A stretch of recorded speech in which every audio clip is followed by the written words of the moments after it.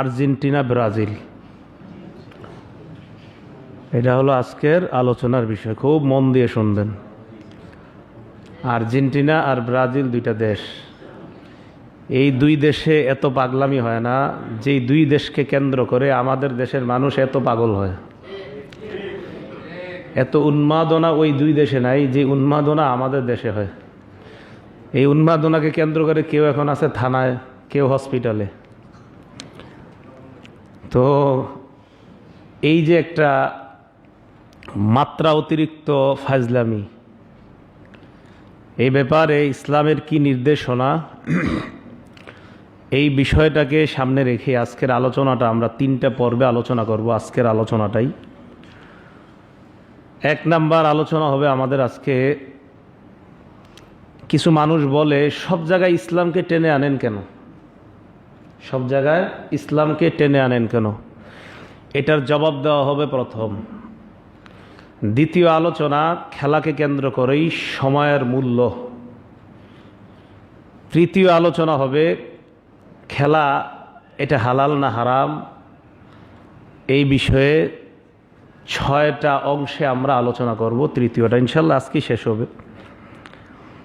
প্রথম বিষয় হলো, কিছু মানুষ বলে সব জায়গায় ইসলামকে টেনে আনেন কেন।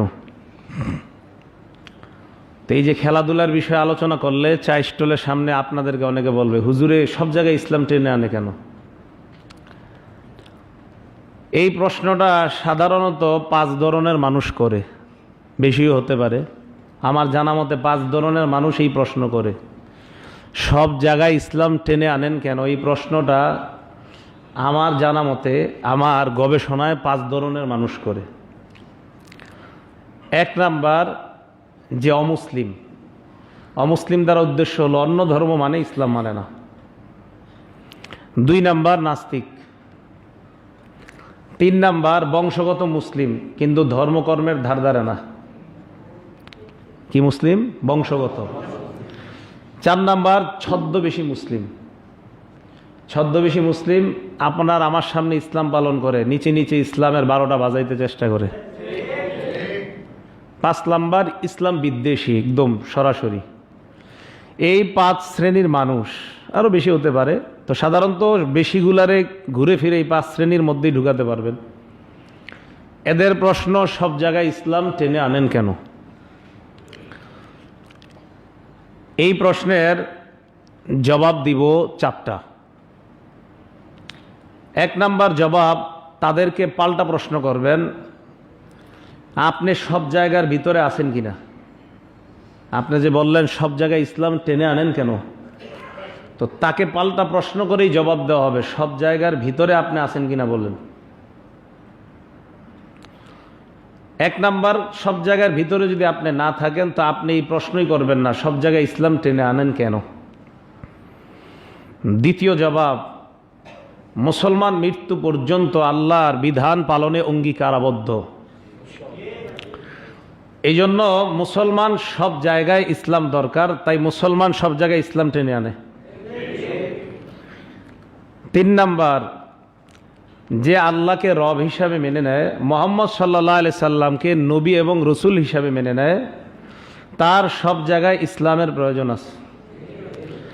4 নাম্বার, সূরা আনআমের 162 নাম্বার আয়াতে আল্লাহ পাক রব্বুল আলামিন আমাদেরকে শিখিয়ে দিচ্ছে, ওই ব্যক্তির জন্য ইসলাম প্রয়োজন যেই ব্যক্তি দ্ব্যর্থহীন ভাষায় ঘোষণা দিবে, কুল, নবী আপনি বলেন, ইন্না সালাতি, আমার সালাত, ওয়া নুসুকি, আমার কোরবানি, ওয়া মাহইয়ায়া, আমার জীবন, ওয়া মামাতি, আমার মরণ, লিল্লাহি রব্বিল আলামিন, বিশ্বজগতের রব আল্লাহর জন্য।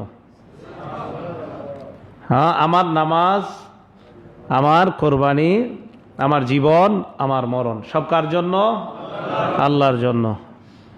তাহলে এইগুলা সব আল্লাহর জন্য। My salah, my sacrifice, my living and my dying for Allah, সব আল্লাহর জন্য। তাহলে মুসলমানদের জীবন, মরণ, কোরবানি, নামাজ, রোজা সব আল্লাহর জন্য। আর যেই ব্যক্তির সব আল্লাহর জন্য, তার সব জায়গায় ইসলামের প্রয়োজন আছে।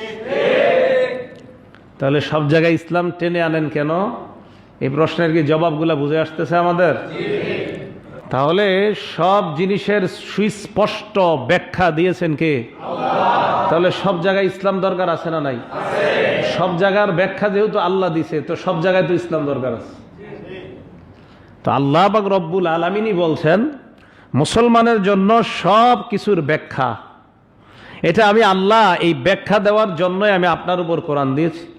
কোরআনের যেই জায়গাটা আমি সংক্ষেপে বর্ণনা করেছি, আপনি হাদিসের মাধ্যমে উম্মতের সামনে সেটা আবার বিস্তারিত বর্ণনা করে দিবেন।